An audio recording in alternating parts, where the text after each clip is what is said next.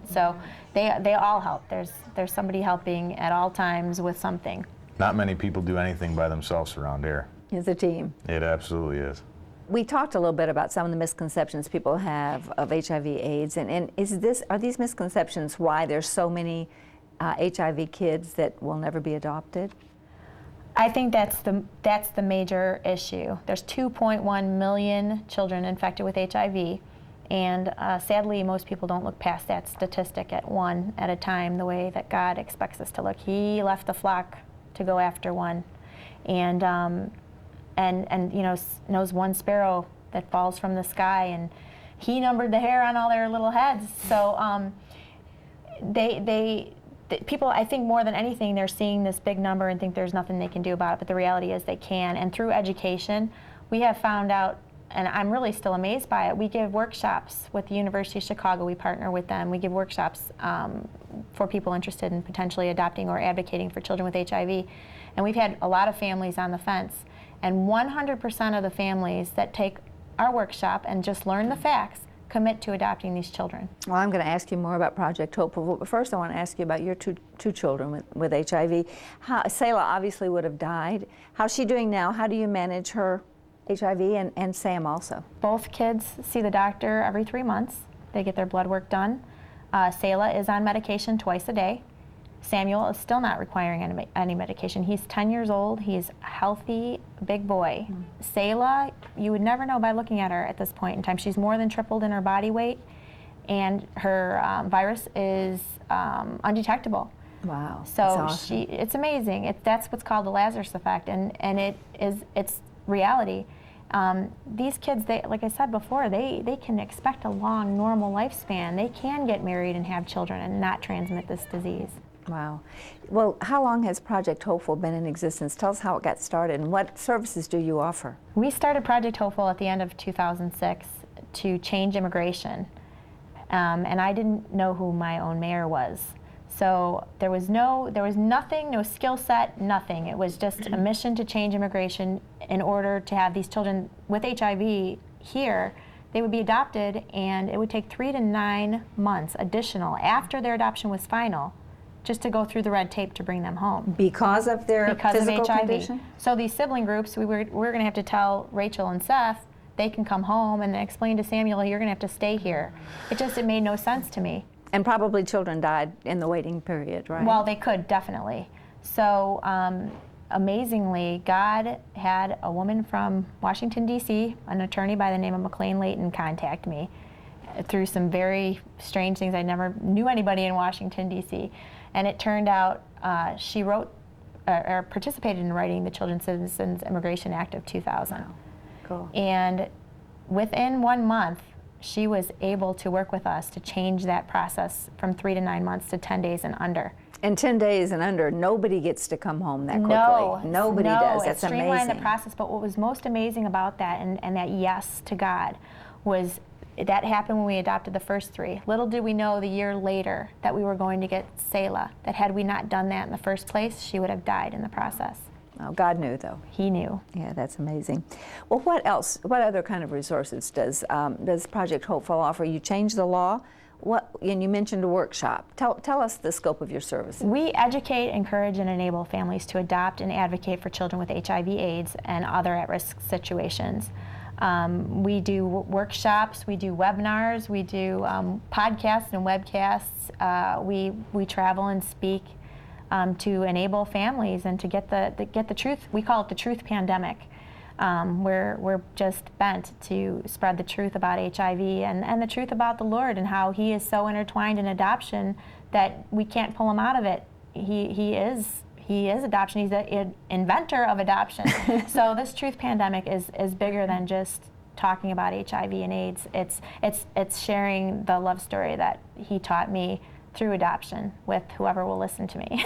Tell me about the scope of your success. I mean, how many orphans has Project Hopeful helped to place, and how many people do you reach with this message? We are not an adoption agency, so we don't actually place children. We advocate for particular children from many different agencies. We've worked with about 250 families at this point in time. That would be orphans and siblings. There's a lot in process. We've worked with over 14 different countries. It's not just an Africa thing. We have been, that's one of the things that has really gotten to us. We have been all over the secular media. We've been in People magazine, we've done the Today Show, we've done Katie Couric, we've done a lot of major media, but our heart is in the church and motivating the church and spreading this message to the church. So you actually go speak in individual churches as well as being in the media? Well, no, the truth is that we just were invited to our first church ever. Really? Last Saturday. It's been kind of a strange thing. The church hasn't really caught on to what we're trying to say just yet.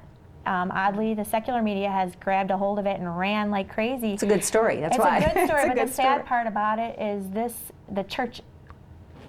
should be the church thing. This isn't a Hollywood trend. This isn't, a humanitarian cool thing to do. This is the heart of God. And we just really want to get this out to the church.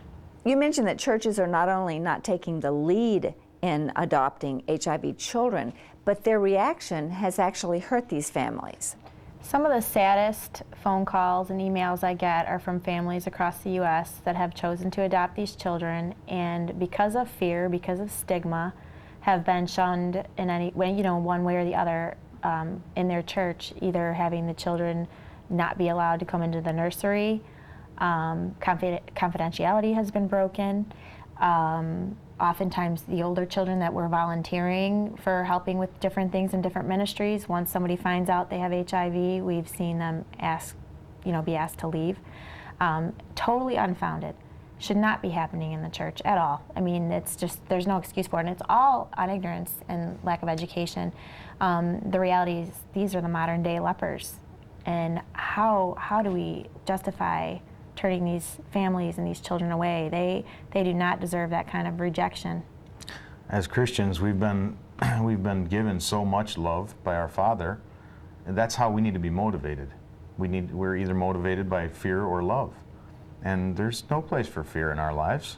Let's get ourselves educated, which takes about 3 or 4 minutes, and let's move forward in love, because that's how we're supposed to be. So you'd like to go and speak in more churches. So if someone's watching and they would like to have you, or they would like more information about your organization, maybe even contribute to our organization, I assume that you're not-for-profit and you take donations, how can they reach you? They could go to projecthopeful.org. You have a wonderful success story here. You have 13 children, 6 adopted. Because I have 4 adopted grandchildren from Africa, I know personally that it's not always a smooth sailing, and I'm sure it hasn't been smooth sailing all the time for you. What have been some of your biggest challenges with the adopted children? I think we were... Hormones? Yes. Sibling rivalry? We broke all the rules. really. Everything that they say not to do, we have done. We've gone out of birth order. We've adopted several at one time. We've adopted, much older children. A lot of things that people consider taboo. And God has really blessed those efforts. But I think that we never expected perfection, and we knew we were in 100%, and that the Lord was going to help us through whatever situations came about. And certainly there's situations, there's a lot, those kids are heartbroken. They're destroyed. We can't conceive what they've been through, and we've made it a point to respect where they've come from and to love them through whatever happens and whatever they're going through. He's an amazing dad. I mean, our kids are, the kids that came home that were already fairly mature, the way we began our adoptions is we'd come right out and say, listen, I hate the fact that your family was destroyed. It grieves me. I hate that you had to go through those things. You shouldn't have had to. But since we're in this position, I am thankful to my Father God beyond imagination to be able to be your dad. And I will love you for the rest of my days. There's nothing I won't do for you. There's no way that you can get away from it. I'm going to love you forever. And that sort of gives them some starting blocks to just be able to trust. And then when they have that freedom to be able to talk about their parents if they wish, which we do, we'll sit down and just have some we call it quiet time, where we just sit down and have some tea and just break it down. You know, all the tough stuff, we put it out on the table, and that brings about healing, and then lets them, you know, able to grow. Well, and God is able to do amazing things. I know a lot, you know, you hear the stories. I know personally, I know some adoptive parents who are struggling because their children were so damaged, they were so abused and hurt, and they're really struggling. Just would you give them a quick word of advice? What would you suggest for them, for these parents who have major problems to deal with? Well, we work, being with the University of Chicago, we work with a behavioral specialist and things like that. Oftentimes that does become necessary, and qualified counseling becomes necessary. But I think more than anything, something that I didn't give myself enough of is to also take care of yourself and to rest in the Lord and separate yourself from it and be refreshed in order to deal with some of the more difficult things. But more importantly, I think to allow these things to occur and allow these children to express themselves and to get these things out of their system and have some kind of support with other adoptive families or things like that to get through it. But it's so important, I think, to open everything up, to allow things to heal instead of trying to cover a lot of it, especially where the birth parents are concerned. I adore my kids' birth parents. I think about them all the time and think about what would their last words and prayers have been, and it would have been that someone would care for their children. And it's such a privilege to be the response to that prayer, and to know too that our kids, when they were in the orphanages, were praying to be kept together, and to allow me and my husband to be that vessel and to be that answer to those prayers has been just such a privilege. So it makes everything else seem a little bit smaller. You know, even when it's tragic and the house is up for grabs and, like you said, the hormones are raging and the chores aren't done, you know, it's so much bigger than that moment. And I think that through these last few years, especially after almost losing Selah, we've learned to look at things a lot differently. Well, do you think there are more children in your future? Well, you never That's know. not a no. You learn to not say no. That's all there is to it. Never say never. Never say well, never. we just don't say no. If God has something in our future, someone in our future, I will never say no to him. We're not missing out on any blessings, because I'll tell you what, our experience has opened the miraculous to us. And We've been entrusted with some serious treasure, and we would be fools to not accommodate more. Well, quickly explain your T-shirt and explain your necklace. oh, it's not about me. And you know, that became a response about when people would ask, how can you do this, or why would you want to do this? You know, it just became the natural response. It's just not about me. So is that the motto for Project Hopeful? It's been for a long time. It's because it isn't about us. And you know, and again, not only is it about adoption, it's about his love story to us. No part of it is about us. You know, it's all about him and all about what he's done. So it kind of just takes the eyes off of us. It's about these children. It's about responding to these. What about your lovely necklace? What does it say? The necklace says "Unorphaned Junkie." That's what I'm affectionately known as, and I love it. I'm a miracle junkie and an unorphaned junkie, and I'm right in my niche. Well, you're both an inspiration. You're doing a great job. Thank you so much for sharing your amazing story with us and being with us on TLN Now. God Thank bless you. you. Thank you. We'll be right back after a break.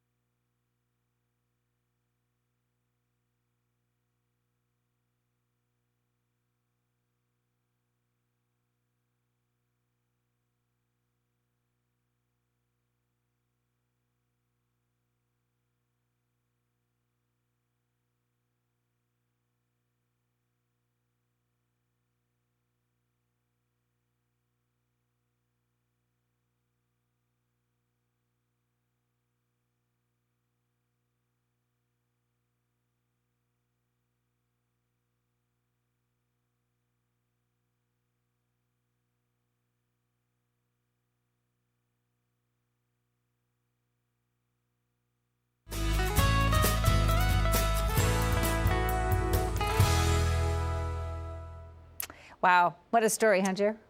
It really is. You know, I was just thinking 13 kids, and Pat Williams, who is the general manager of Orlando Magic, friend who has been on this show, 17. They raised 17. Well, I have to tell you, it's not 13 children anymore. They have 14. Because, oh, really? Because yeah, this was not a question. If you'll notice in the interview, it wasn't a question that my producer had put down. But I was just curious if they were planning to adopt any more, and they were not at liberty to say. That's why they kind of went like this when I asked them. But they now, since I taped this, which has just been a few days ago, they have, if Sophia Hope has joined their family, I can't tell what country she's from, but Sophia Hope has Down syndrome.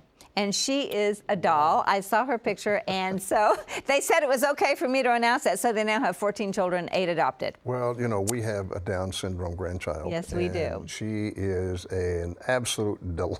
She is. But you know, the sad thing, Jerry, is that the churches are not getting this. You know, I mean, Carolyn and Kyle said they've been on Good Morning America. They've been with Katie Couric and other major media outlets. They've never been invited to a church. They've been to one church, and this is what they want to change. They really, really want the churches. Have they been to that church, or they're going to that church? They went to one church. Oh, that's did it. they? Okay. They want. But so if you'd like to have them come to your church, you know, go to projecthopeful.org, because we need to get the word out, and they want to see church people, Christian people, start adopting these HIV orphans. But I would really encourage people who are watching tonight to go to your pastor and say, look, could we have Carolyn and Kyle? Yes, could absolutely. we have Carolyn and Kyle at our church to talk about this? It may be a little bit uncomfortable because Christians tend to be, especially evangelical Christians, tend to be very sheltered. Well, it's like they said, it's ignorance. We're not educated about it. So anyway, in my interview with Carolyn and Kyle Twietmeyer, they mentioned the Truth Pandemic campaign, and this campaign is part of the Project Hopeful educational initiative to encourage public awareness of the facts regarding AIDS transmission and orphans living with HIV/AIDS. When people understand the truth about how HIV is transmitted, there's much less fear about interacting with those who are HIV positive. So take a look at this video featuring the Twietmeyer family from the Project Hopeful website.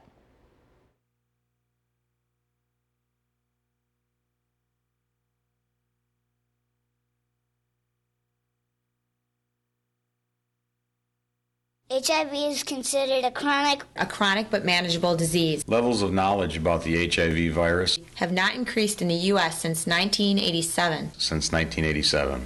1987?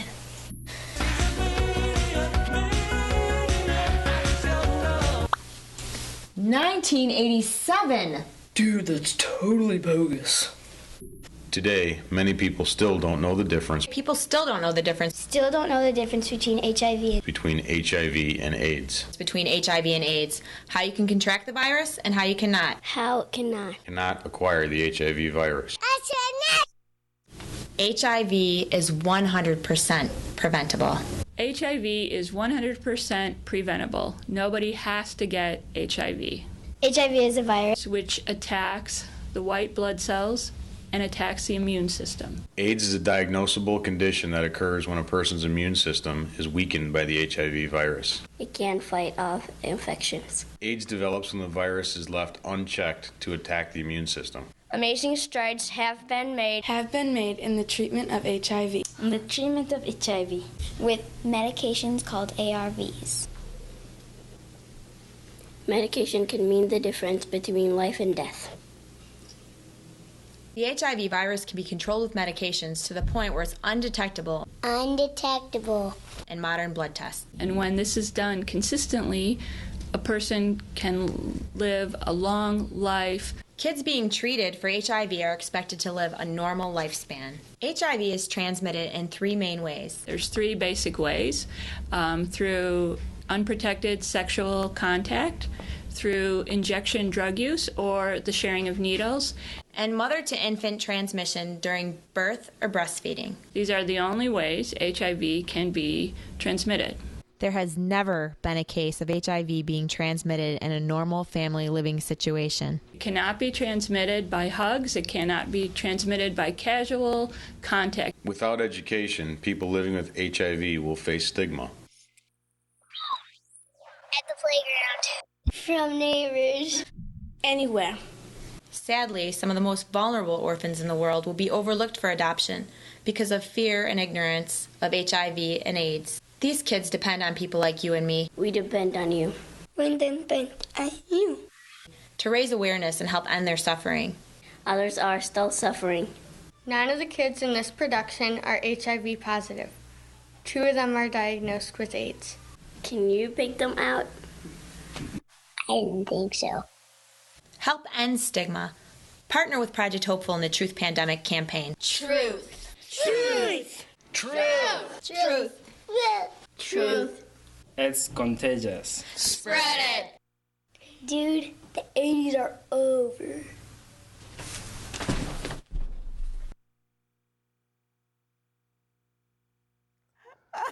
Oh, that's That was good. awesome, That's- dude. The 80s are over. Okay, we got it.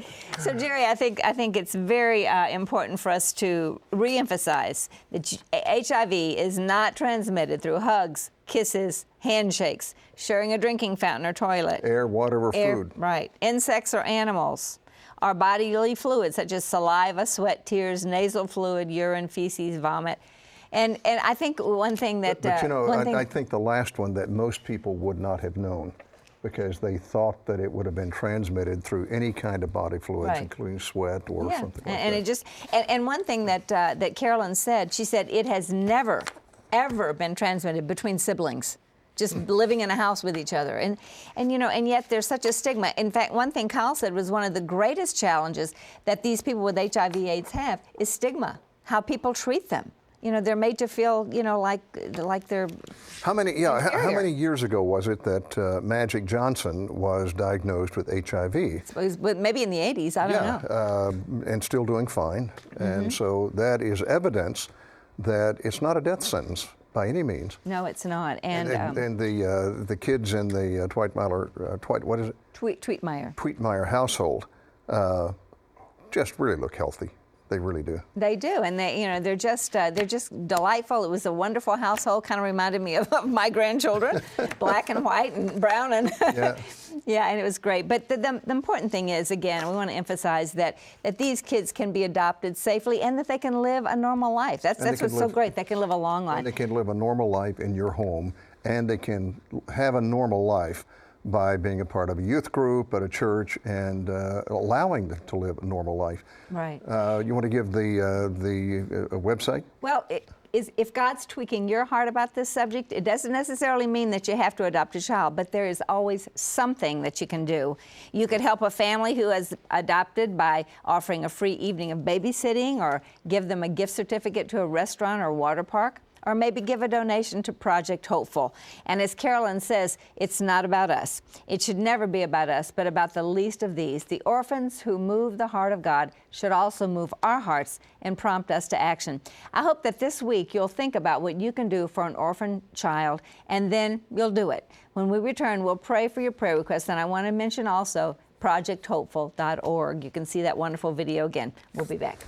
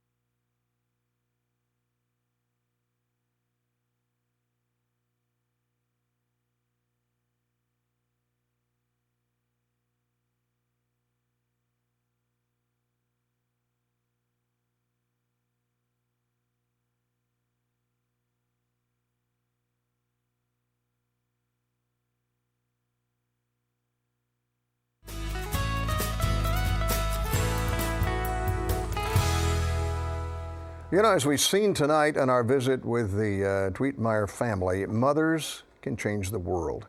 And many of us point to the experience of having a Christian mother, as in my case, as the thing that most influenced our lives and kept us on the right path as